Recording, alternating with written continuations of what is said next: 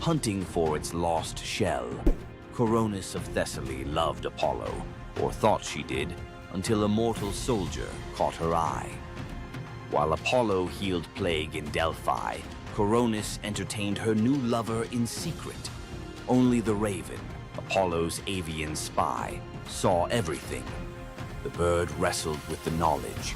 If it spoke, a human would die. If it stayed silent, a god would suffer humiliation. Instinct 1, loyalty to the sun. It flew for 3 days, trailing white feathers through storm clouds, and crashed onto Apollo's lap to report the betrayal. Apollo's rage was surgical. One golden arrow, one heartbeat, Coronis felled. But as her blood soaked the sheets, guilt hit harder than plague, because Coronis carried his unborn son, Asclepius. Apollo yanked the child from the dying womb, gave him to the centaur Chiron, and spun on the trembling raven. You wanted me to see darkness. Now wear it. Flames the color of a lunar eclipse licked across white plumage, charring every feather jet black. The raven screeched, not from pain, but from shame immortalized.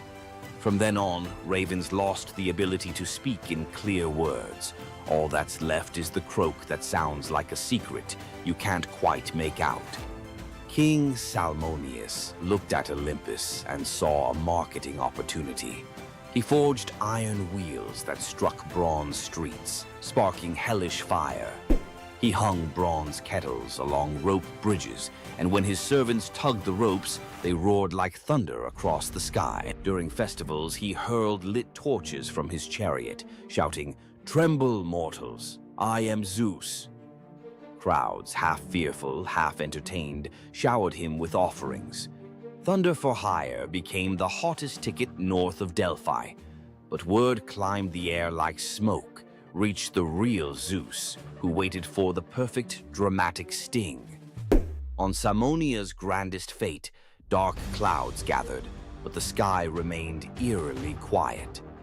Salmoneus rode out, ready to drop his counterfeit thunder.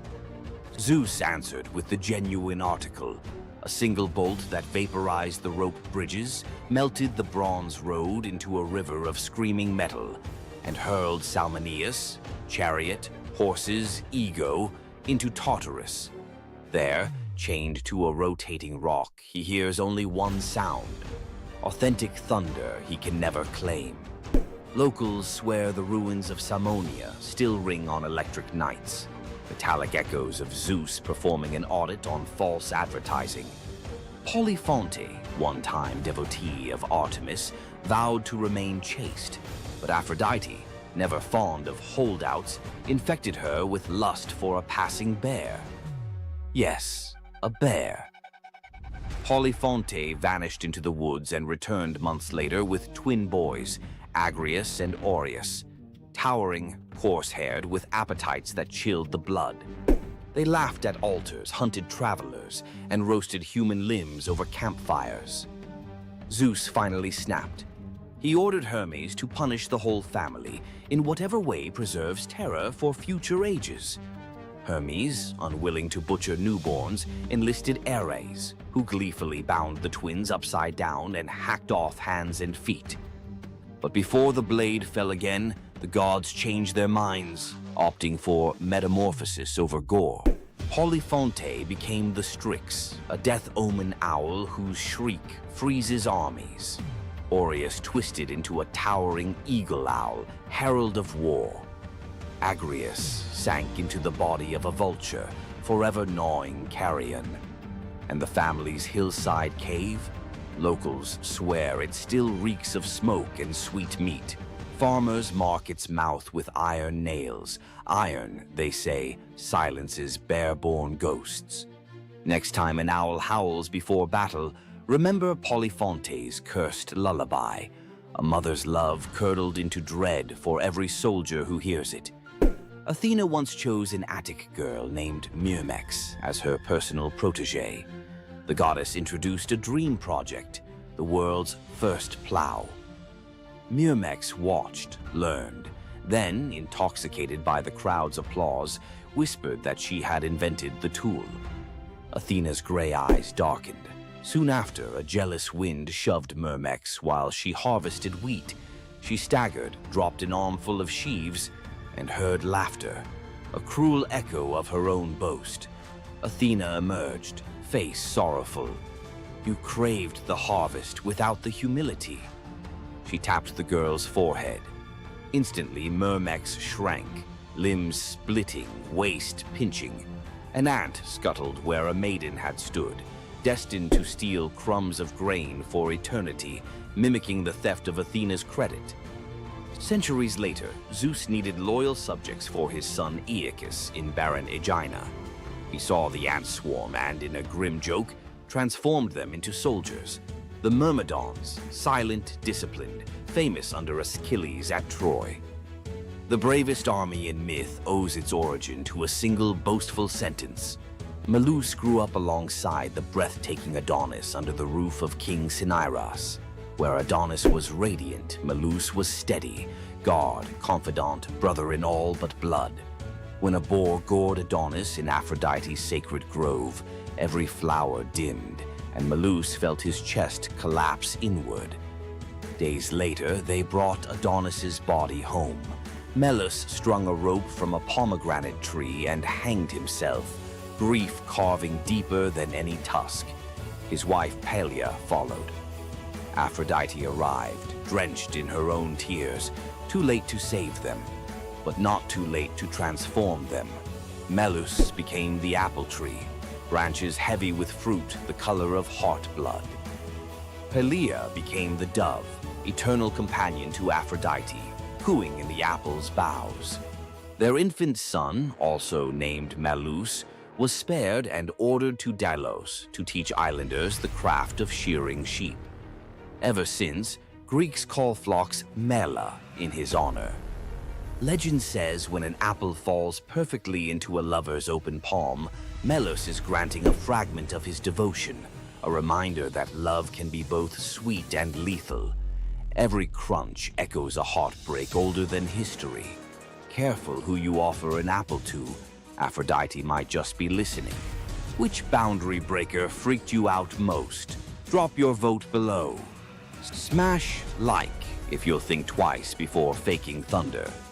Subscribe for Forgotten Monsters next week, and ring the bell. Unlike Melinoe, notifications haunt only by day. See you in the echoes. Imagine being one of the greatest hunters in the world, known for your unmatched speed and skill. But despite all your abilities, your destiny is determined by a simple golden apple. Let me tell you the tragic tale of Atalanta, the huntress who couldn't escape her fate.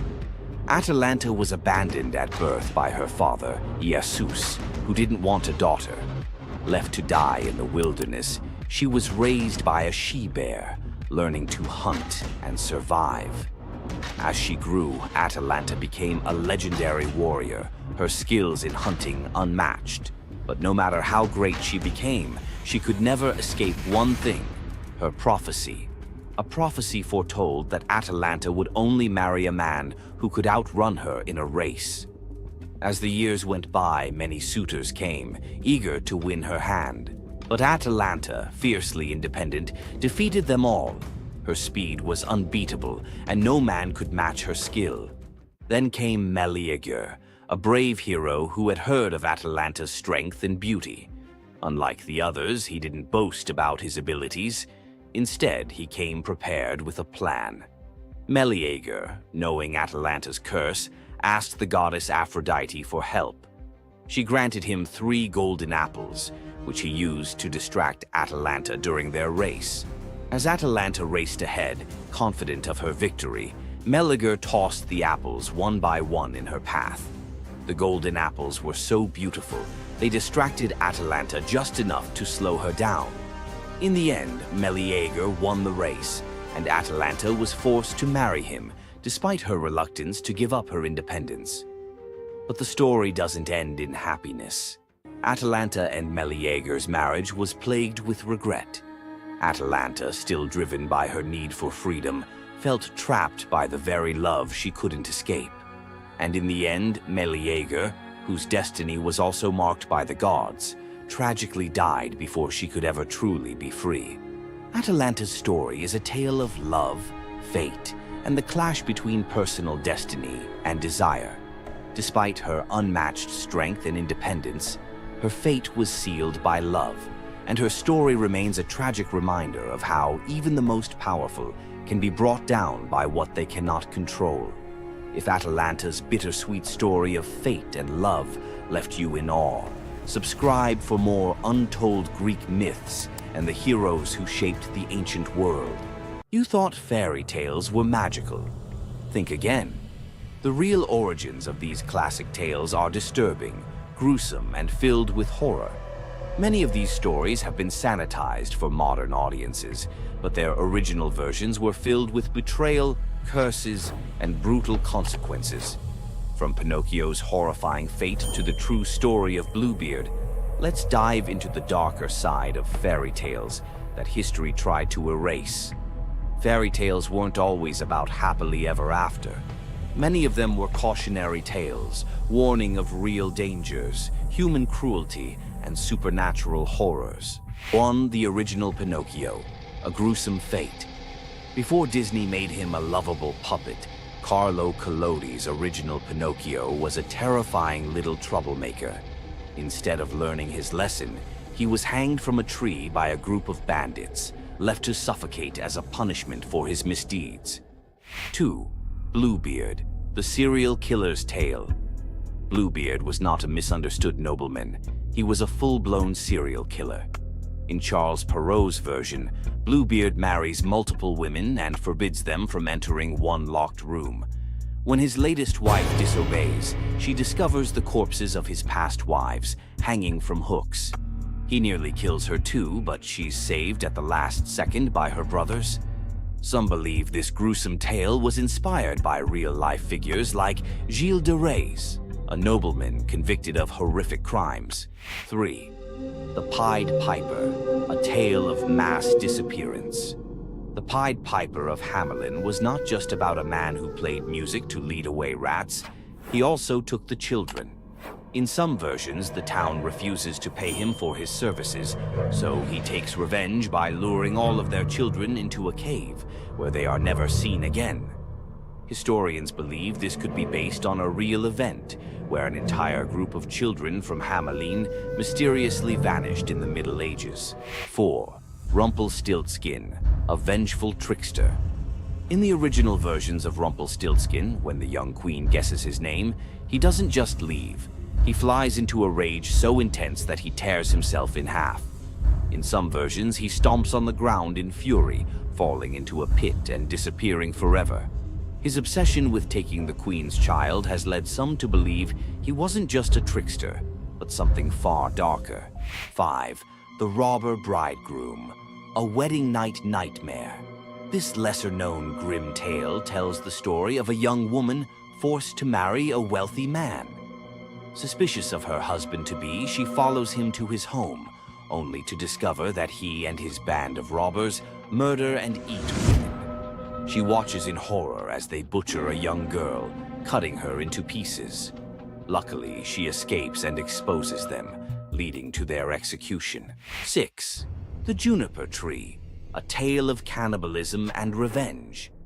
One of the most horrifying grim fairy tales, The Juniper Tree tells of a stepmother who decapitates her stepson, cooks his body, and feeds it to his unsuspecting father.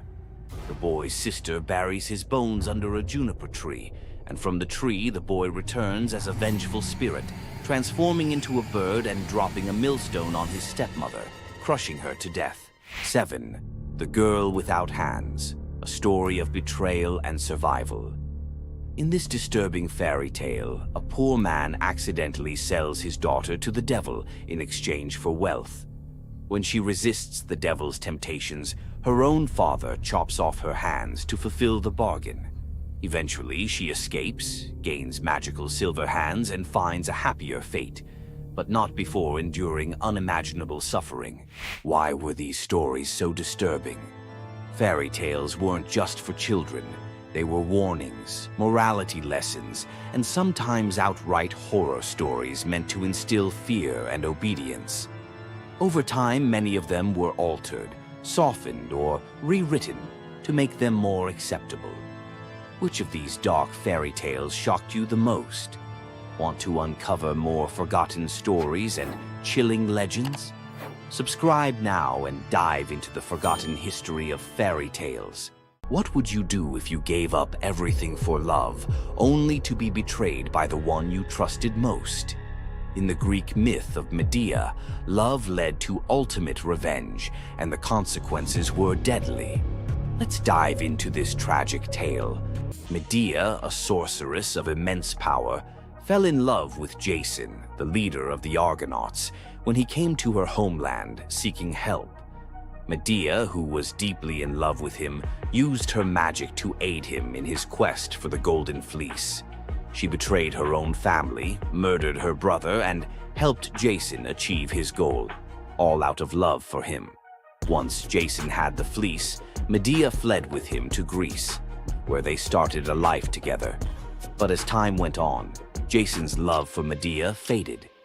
He decided to marry Glauce, the daughter of Creon, the king of Corinth, in an effort to secure a more powerful position. Medea, heartbroken and furious at the betrayal, decided to exact her revenge. She used her powers to craft a poison so deadly that it would burn Glauce alive when she put on a beautiful dress that Medea had sent her as a gift. But Medea didn't stop there. In her grief and rage, she murdered her own children, Jason's children, to ensure he would suffer the most for his betrayal. The pain of losing everything she loved was unbearable, and Medea, having left nothing behind but destruction, fled to Athens, leaving Jason to wallow in his sorrow and regret. Medea's story is a tragic reminder of the destructive power of betrayal and the extreme lengths to which love can drive someone. Sometimes love is not only blind, but it can also lead to devastation and vengeance. Does Medea's vengeance leave you thinking about the darkest side of love? Subscribe for more ancient Greek myths filled with twists, power, and passion. Imagine a woman so terrifying that a single glance from her could turn anyone into stone. Medusa, a name that echoes through history as a monster, a villain, and a symbol of pure horror. But what if everything you thought you knew about her was wrong? Medusa wasn't always a monster. Her story is one of betrayal, injustice, and a curse she never deserved. She wasn't born a villain. She was made into one by the gods themselves. But even as a victim, she found a way to turn her tragedy into power. Today, we'll unravel the myth of Medusa and discover the deeper truth behind her story. From her tragic origins to her transformation into a feared Gorgon, to her epic confrontation with Perseus. This is the tale of Medusa like you've never heard it before. Long before the snakes, before the curse, Medusa was a mortal woman of extraordinary beauty. She wasn't born a monster. She was born human, the daughter of the sea gods, Phorcys and Ceto. While her sisters, Stheno and Euryale, were immortal Gorgons, Medusa stood apart as the only mortal among them. But it wasn't her mortality that set her apart. It was her beauty. Medusa's golden hair, radiant complexion, and striking eyes captured the attention of everyone, even the gods. She served as a priestess in the temple of Athena, goddess of wisdom and war, vowing to remain pure and devoted to the goddess. This is where her life took a tragic turn. According to the myth, Poseidon, the god of the sea, became infatuated with Medusa. Overcome by desire, he pursued her relentlessly, and one fateful day he cornered her in Athena's temple. Medusa, defenseless, could not escape his wrath. But instead of protecting her, Athena turned her fury against Medusa. The goddess, enraged by the desecration of her temple, cursed Medusa for what had happened, punishing the victim instead of the perpetrator. Athena's curse transformed Medusa into a Gorgon, a being so hideous that no one could bear to look at her. Her golden hair turned into a nest of venomous snakes, and her eyes became so powerful that a single glance could turn living creatures to stone. This moment defined Medusa's new existence. Once revered for her beauty, she was now feared and hunted as a monster. But beneath the horror of her transformation lay a deeper question. Was Medusa truly cursed, or had she been given a weapon to defend herself in a world that had betrayed her? Medusa fled from civilization, retreating to a remote island where she lived in solitude. Here she came to terms with her new form and the terror it inspired. The snakes in her hair hissed constantly, and her reflection, once a source of pride, was now a weapon she couldn't dare to look at. But the world wouldn't let her rest. Tales of the monster of the island spread across Greece, and soon warriors came seeking glory by trying to slay her. None succeeded. Each challenger who entered her domain fell victim to her petrifying gaze, their bodies forever frozen in stone. Medusa's life became one of survival, fending off those who sought to destroy her while grappling with the isolation of her curse. She was trapped in a cycle of violence she didn't choose, but couldn't escape. As the years passed, Medusa's story became twisted. In the eyes of mortals, she was no longer the victim of a cruel curse, but a monster to be feared. The tragic young woman was lost to legend, replaced by the image of a terrifying villain. Enter Perseus, a young demigod with a destiny to fulfill. Tasked with bringing back Medusa's head as proof of his strength, Perseus embarked on a perilous journey to find her. But unlike the warriors before him, Perseus wasn't relying solely on his skill. He had the favor of the gods. Athena and Hermes provided Perseus with gifts to help him on his quest. Winged sandals to fly, a reflective shield to avoid Medusa's gaze, and a sword sharp enough to cut through anything. Most importantly, he was given a magical bag to safely carry her severed head. Perseus's journey to Medusa's lair was filled with danger, but none compared to the final challenge, facing the Gorgon herself. When Perseus arrived, Medusa was sleeping. For the first time in years, she looked peaceful, an almost human reminder of who she once was. But Perseus couldn't afford to hesitate. Using the reflective shield as a mirror, he avoided her petrifying gaze and struck with precision, severing her head in one swift motion. The blood that spilled from Medusa's neck gave birth to two incredible beings, Pegasus, the winged horse, and Chryser, a golden giant.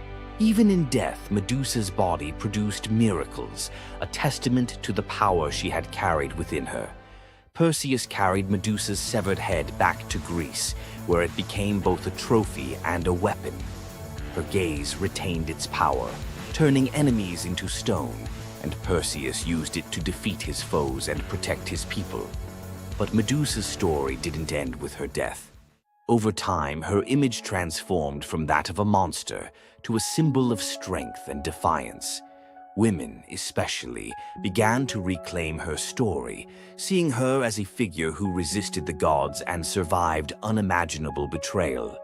Today, Medusa is more than a mythological figure. She's an icon. Her face appears in art, literature, and even modern movements that challenge systems of power and oppression. But the question remains, was Medusa truly a monster, or was she a victim of a world that feared her power? Medusa's story is a reminder that myths are more than just tales of gods and heroes. They're reflections of human nature, of the injustices and triumphs we still see today. So, what do you think?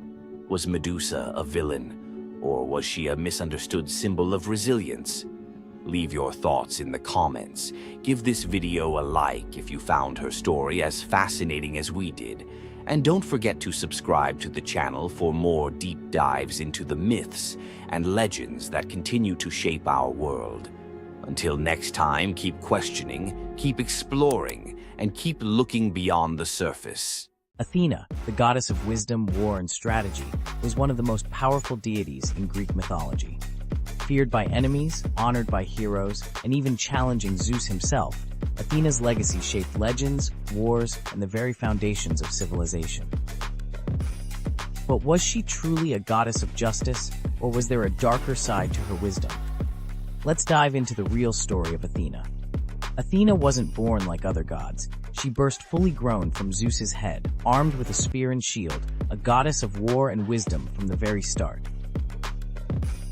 But her story is more than just divine power. It's one of strategy, conflict, and influence that shaped the Greek world. The protector of heroes, Athena wasn't just a warrior. She was a tactician, a guide, and the ultimate ally to heroes. She helped Odysseus outwit the gods, gave Perseus the shield to defeat Medusa, and was the unseen force behind many Greek victories. The battle for Athens, Athena and Poseidon competed for control of the greatest city in Greece. Poseidon offered a mighty ocean, but Athena gave the olive tree, a symbol of wisdom and prosperity. The people chose her gift, and Athens was named in her honor. The merciless judge? Athena may have been wise, but was she just? When Medusa was assaulted in her temple, Athena didn't punish Poseidon, she punished Medusa, turning her into a monster. Later, she created the first court of law, showing her power wasn't just in battle, it was in justice, law, and politics. Wisdom and war, always balanced. Unlike Ares, the god of chaos and bloodshed, Athena's warfare was tactical, calculated, and precise. She was the goddess of the battlefield, but also the goddess of philosophy, craftsmanship, and knowledge, a balance between violence and intelligence. Her lasting legacy, Athena's symbols, the owl, the shield, and the olive tree, still represent wisdom, strategy, and peace today. The Parthenon, her great temple, still stands, and her influence can be seen in modern philosophy, war strategy, and even democracy itself. Athena wasn't just a goddess of wisdom. She was a warrior, a ruler, and a force that shaped civilizations. But was she truly wise, or just the ultimate strategist who always got her way? Want more deep dives into legendary gods and goddesses? Subscribe now and uncover the myths and realities of ancient deities. Heroes, monsters, tragedies, you know the drill. Tonight we flip the script. Some little-known tales where wit, nerve, or kindness earn outright miracles. Glass number 1 holds a bronze serpent coiled around a sprig of green, and a boy who literally came back sweeter than honey. Knossos in midsummer smells of rosemary, sea salt, and beeswax. While the court argued harvest taxes, young Glaucus chased a bright blue lizard past the kitchens, through a corridor stacked with amphorae of fermenting honey, and, because small boys fit where gods do not, straight down a ladder into the palace cellars. Down there, the air was syrup thick. Glaucus peered into a half-open jar, hoping to see the lizard's tail. One wobble, a slip, a splash. The honey swallowed his cry, sealed itself like amber, and the cellar went still except for the slow fizz of wild yeast. When the nurse discovered an empty playroom, Minos promised royal exiles, or worse, to anyone who failed to find his heir. Search parties raked the island. An oracle finally muttered, "He is where sweetness turns to gold, and the color-changing calf is the compass." Everyone stared blankly, except one messenger who remembered a traveling seer rumored to solve riddles the way bards solve rhyme schemes. Polyidus arrived soaked in salt spray and sarcasm. Minos thrust him in front of the palace's miracle calf, white at dawn, tawny by noon, black at dusk. The king demanded an explanation, and his son before sundown. The seer stroked his beard, watched the calf cycle its living palette, and smiled. "The answer is not the hide, but the eyes," he mused. At dawn, the calf watched the white sun. At noon, bronze. At dusk, onyx night. It mirrored what it beheld. So must the prince. "He is hidden where color vanishes," Polyidus concluded, and descended alone into the wine-dark storerooms. Lantern raised, he located the honey amphora, whose surface held no reflections, only silence. He cracked the seal. found Glaucus suspended in golden stillness, lips blue, limbs floating like reeds in amber. When gods hauled boy and jar to the throne room, Minos' relief curdled into fury. "Resurrect him," he ordered, "or you will keep him company." The seer and the honey coffin were locked inside a stone vault. Bar grinded shut. Torches flickered out. The only light came from honey's inner glow. Polyidus knelt, mind racing through every charm he knew. None could reverse 2 hours without breath. A soft hiss cut the darkness. A serpent, scales gold as harvest wheat, slipped under the door. Polydus, fearing venom, crushed it with a wine jug. Silence returned, briefly. A second serpent slid beside its fallen mate, circled the body, vanished into a crack, and re-emerged, clutching a sprig of leaves that glimmered in emerald fire. Pressed the herb to the dead serpent's mouth. In a shiver of sinew, the creature revived. The pair slithered away, leaving the leaf behind like a lesson. Polyidus' pulse hammered. He ground the glowing plant between stone shards, smeared the paste across Glaucus' cold lips, and half praying to gods who seldom pick up, waited. A heartbeat. 2. Then the boy coughed, honey and air and the shriek of returning life. He sat up wide-eyed, asking if lunch was ready. The vault erupted in shouts. Guards dragged them to Minos, whose relief eclipsed his threats. "Teach the child your art," the king commanded, "and you may leave Crete with both eyes intact." For 30 days, Polyidus tutored Glaucus, reading omens in bird flight, divining storms by the smell of stone, decoding dreams as if they were parchment. Each lesson the seer delivered with growing dread. Minos could weaponize prophecy. On the final morning, he presented Glaucus with a cup of wine to seal memory. The boy drank. Polyidus leaned close, whispered a single word, and the wine turned bitter. Glaucus spat it back onto Polyidus' lips. That was the spell. Every technique, every cosmic shortcut drained from the boy's mind like sand through a broken hourglass. He would live healthy, happy, but ordinary. The gift stayed locked in Polyidus' own skull. The seer departed at sunset, pockets empty except for a few stray violet leaves, the serpent herb. Some say he planted them across the Aegean. Others insist he fed them to bees, breeding honey that glows faintly green when moonlight is thin. In mountain apiaries of rural Greece, beekeepers still search for Glaucus honey, said to cure a stopped heart if administered within 3 breaths. And every cellar apprentice learns, keep lids tight, keep ladders chained, and keep an eye out for serpents. Sometimes they carry medicines gods never meant us to find. Nymph Princess Cyrene tackles a lion preying on her father's cattle. Apollo, stalking inspiration, watches her wrestling the beast bare-handed and thinks, forget liars, that's poetry. He swoops not with roses, but a gold chariot pulled by griffins. Rule a land of your own, he says, pointing across the Mediterranean. Cyrene's answer, give me a bowstring and some good soil. She rides shotgun all the way to Libya. On sun-drenched highlands, she spears the ground. Fresh springs burst. The place becomes Cyrene, namesake queen founder. Apollo immortalizes her as a long-lived nymph. Their sons include Aristaeus, future bee guru, and Eadmon, Argonaut prophet. Centuries later, Cyrenean olive oil sells for triple price in Athens.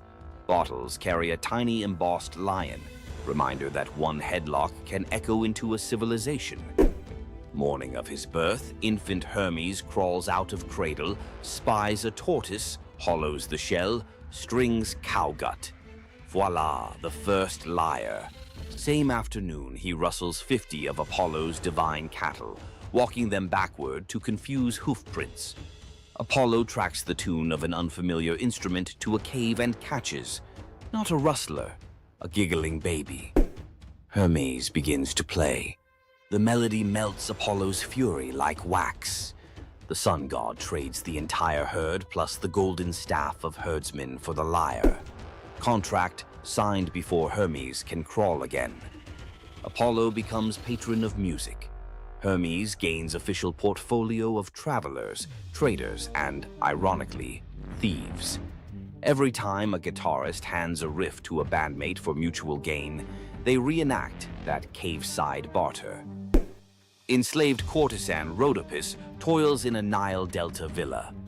Her only treasure, a rose-hued slipper dating to her free childhood. She washes linens in the river, humming Ionian lullabies. While drying on the bank, one slipper is whisked by a sacred falcon, messenger of Horus, who drops it into Pharaoh Psamatechus's lap during court. Kings love omens. He declares he will marry the owner. Decree echoes across gnomes. Every woman must try the slipper. Noble women sulk. The shoe fits none until desert winds guide inspectors to Rhodopis scrubbing floors. The leather hugs her heel like destiny. Pharaoh weds the astonished Greek. At festivals, Rhodopis releases doves in thanks, tying our dove myth into hers, while storytellers across the Mediterranean seed the earliest Cinderella variant. Tyrrhenian pirates spy a pretty youth on an island. Clueless, it's Dionysus in vacation mode. They abduct him, plotting ransom. Helmsman Acoetes senses trouble but is overruled. Ropes fall off as ivy coils up masts. Sweet wine floods planks. Panthers materialize, purring menace. Pirates jump ship in panic. Instead of vengeance, Dionysus transforms them into dolphins so they can atone by guiding sailors. Acoetes receives priesthood and a lifetime ticket to every Bacchic festival. Mediterranean fishermen still toss libations overboard for the merry sailors, believing every dolphin escort is a pirate making cosmic amends. On a Boeotian hillside, twin princes Amphion and Zethus debate destiny. Zethus flexes farm boy muscle, shouting, "Stone walls rise by calloused hands." Amphion replies by tuning a 7-string lyre, a gift Apollo slipped into his cradle. They inherit a dream, rebuild ruined Thebes. Zethus drives oxen and hefts limestone, but progress is glacial. At sundown, Amphion plucks a chord so pure nightingales freeze mid-song. Blocks quiver, lift and float into place.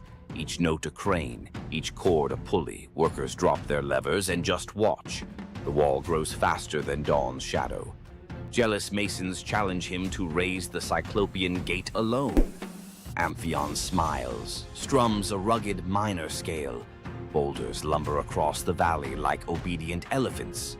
Zethus, not to be outdone, times hammer blows to his brother's rhythm. For one glorious hour, hard labor becomes rock ballet. When the ramparts close, citizens cheer both sinew and song. Legends claim every stronghold thereafter leaves a lyre motif somewhere in its masonry, a secret tip of the hat to the prince who taught stones to dance. Modern acoustic engineers still reference the Amphion effect when vibration solves heavy lift problems. Princess Evadne hides an affair with Apollo. During labor, a blaze of violet light floods the barn. Baby Eamus arrives enveloped in wild violets. Fearful, she places him on the riverbank, trusting fate. Weeks later, shepherds follow a bizarre sight. Honeybees moving in arrow formation. They find the infant alive, fed by nectar dripping from the flowers around him. The shepherd who lifts the child hears a voice inside his skull. "Raise me, I'll repay you in answers." At adolescence, Apollo calls Iamus to Olympia's sacred grove. The god lays out 2 golden bowls, memory and forgetting, telling him to sip both. First bowl grants recall of every secret root in earth. Second erases the fear of sharing that knowledge. Iamus founds a bloodline of oracles, famed for perfect attendance records at Delphi and Olympia. Even today, locals say a self-sown violet patch near the Alpheus River blooms out of season before big sporting events, Apollo's subtle wink that a prophecy ticket is about to drop. Young healer Melampus saves 2 baby snakes from a plow blade. Nights later, they slither onto his pillow and lick his ears with herbal-coated tongues. He bolts upright to a cacophony that suddenly makes sense. Sparrows gossip, ants debate tunnel routes, sheep rehearse lullabies. King Proteus's daughters are struck with goat hallucinations, stampeding through Argos. Melampus eavesdrops on an oak tree, chuckling with a raven. A draught of hellebore in river foam will still their frenzy. He brews it. 1 sip and royal sanity snaps back. Kingdom cheers. Fee time. Melampus wants 1/3 of the realm. Proetus balks until the cattle low in perfect Greek. He's worth it. Impossible to refuse a bovine referendum. Territory ceded. For generations, Argive herders prop a wooden ear in new barns, a reminder that real leadership might start with understanding what even a beetle has to say. Priest King Aeneas hosts Dionysus and Apollo at a midsummer feast. In gratitude, the gods bless his 3 daughters, Oeno, Spermo, Elais, with hand gestures that turn objects into wine, grain, and oil. Years later, the Achaean armada, en route to Troy anchors at Delos, supplies dangerously low. Aeneas offers help. The daughters flick wrists, and the beach is suddenly a farmer's market. Agamemnon plots to kidnap the miracle caterers for a 10-year war buffet. Dionysus intervenes. With a grape leaf touch, he turns the sisters into doves. Free to fly anywhere, grain, oil, and wine are prayers waiting to be answered. Delian festivals still release 3 white doves at dawn over picnic blankets. Fishermen swear the birds guide them to shoals fat with fish. Proof generosity multiplies even after airborne retirement. If you felt the buzz of bees and the rattle in the dark, hit like, subscribe for more long-form myth dives, and ring the bell so the next chapter arrives before the honey seals shut. Welcome back, lore hunters. Tonight I'm unwrapping some myths that slip through the cracks of pop culture. Tales so rich you could live in them for weeks. Let the veils fall. Old Phaon hauled passengers between Lesbos and Asia Minor in a skiff patched more than a beggar's coat. One dusk he carried an aged woman for free when storms canceled the rich man's coin. She touched his wrist, her skin warmed like sunrise. That crone revealed herself as Aphrodite. Payment. An alabaster jar of rose-scented balm. Phaon rubbed a dab on his temples. Waves reflected a new face, jaw sharp, curls ink black. Word of the god-veined ferryman blitzed across isles. Queens queued for night voyages. Fame fed on humility until none was left. Phaon mocked old lovers, hiked his fares, painted his hull with gold leaf. Aphrodite, hearing temple incense now dedicated to Phaon instead of herself, revisited, this time as a scarred sailor claiming poverty. Rebuked, she cursed the balm to invert. Every admiring gaze would now age him a year. By next moon, the once idol looked like driftwood. He vanished, some say into the strait's whirlpool, others into a hermit cave. Poets still swear his ghostly skiff appears on starless nights. If you board, you arrive at dawn a decade older, pockets full of rose petals that rot before noon. Queen Althea of Calydon screamed through her labor as the hearth fire hissed. From the embers, a coal spat out, a single firebrand the length of a dagger. The fates appeared, scissors glinting. Lachesis measured the newborn's life against that coal. Clotho whispered, when the wood is ash, the boy is dust.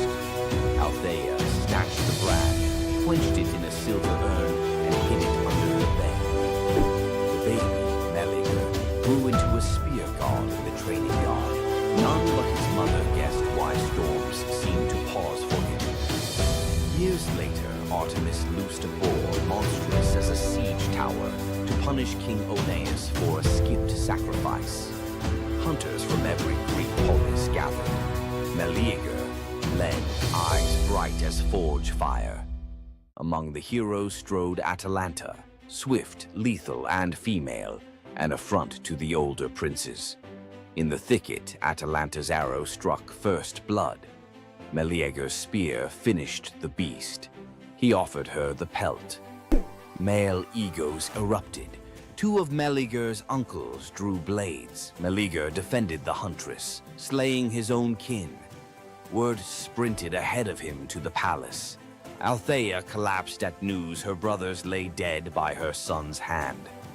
Grief wrestled prophecy in her chest. Shaking, she fetched the firebrand, lit a torch, and held both over the brazier. Her love warred her rage for 9 heartbeats. On the 10th, she let the wood slip. Miles away, Meleager felt his marrow ignite.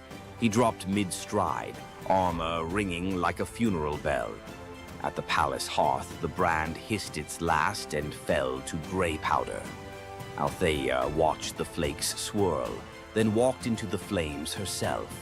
In Calydon, they still say, "Whatever a mother births, her fire can reclaim." Young Cyparissus roamed Chios with a bronze shepherd's crook taller than himself. Apollo, idling in mortal disguise, gifted the boy a tame stag crowned with ivory antlers. It followed him like sunrise follows dawn. One blistering noon, flies tormented the stag. Cyparissus, meaning only mercy, aimed his javelin to shoo them. The tip glanced off a stone, pierced soft flank. The deer collapsed, breath misting blood.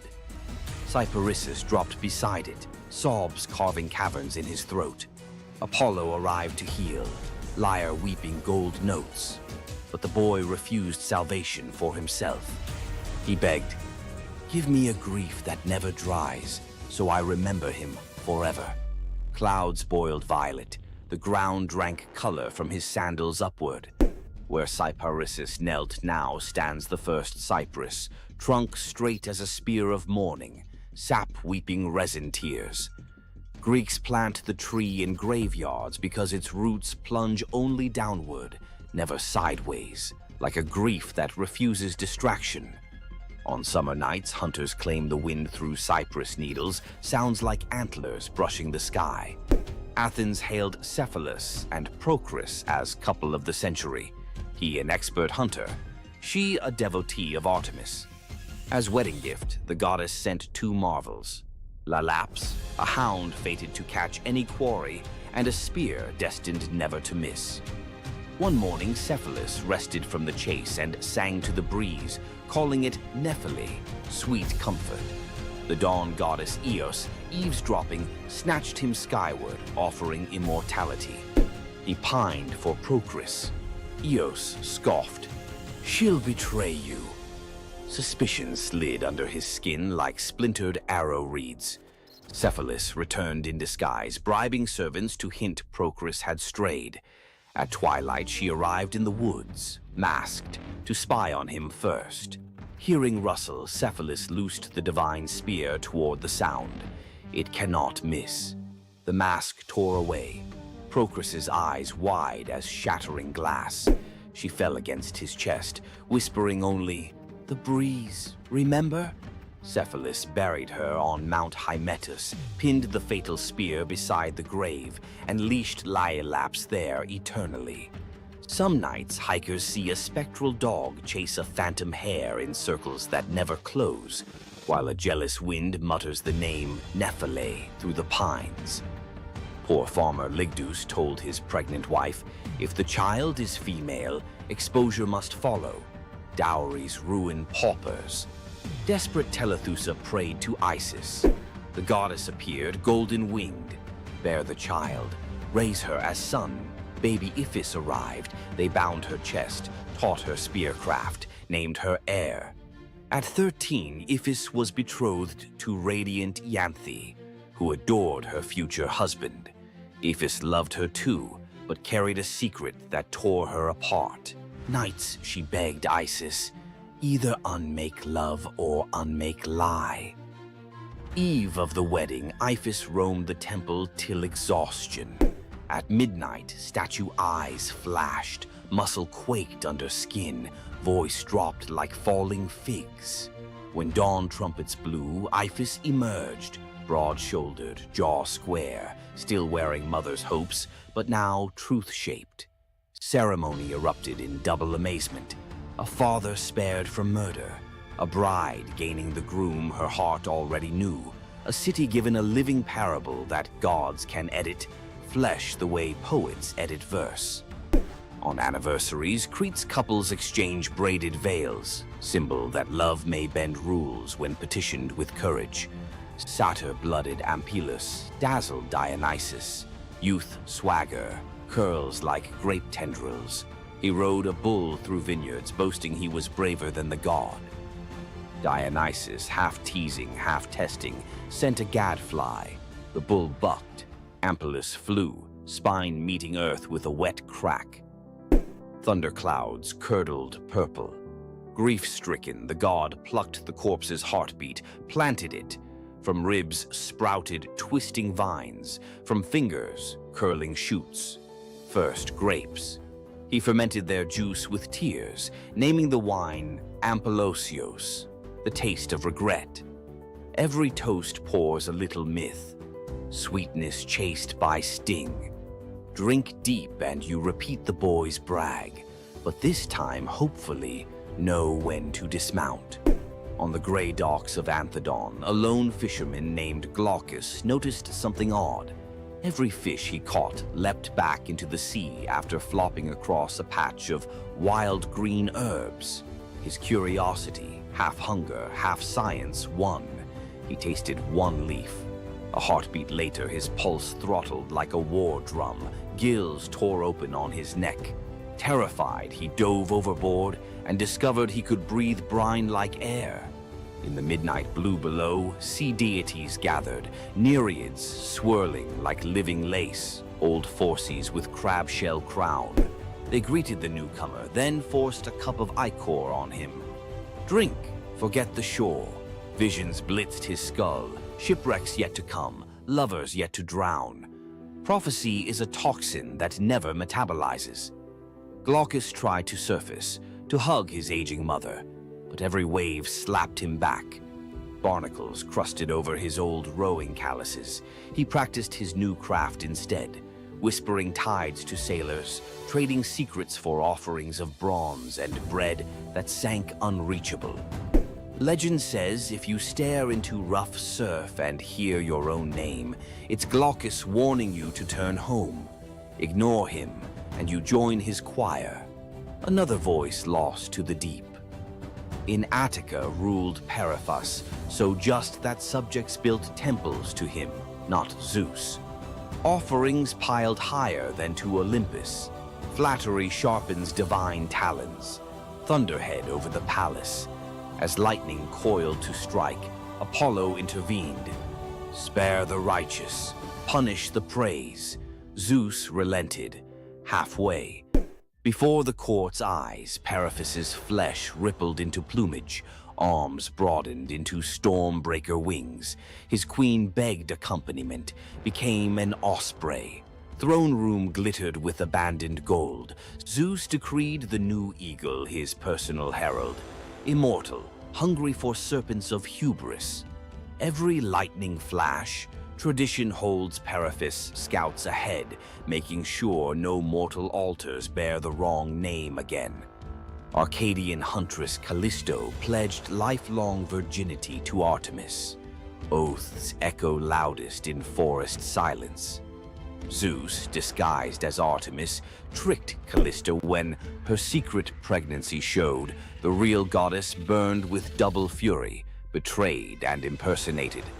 Artemis transformed the girl into a shaggy bear. Callisto's newborn, Arcus, left human.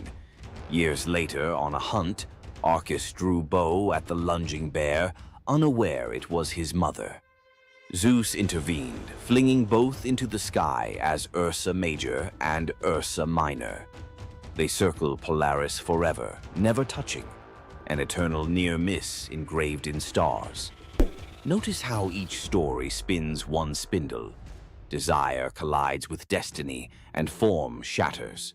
Greek myth isn't merely about gods showing off, it's about limits, and the instant you cross them, reality melts and recools into shapes that remember the crime. Which of tonight's transformations branded you hardest? Firebrand, spear, cypress, rose curse, or braided veil? Write its name in the comments, but add one line. If this myth were my life lesson, I'd finish the sentence. Best confession gets read on next episode, immortal as any Greek hero. Slap that like if you felt the heat of Meleager's log or the sea spray of Phaon's oars. Subscribe and ring the bell so the algorithm threads your name into our next tapestry.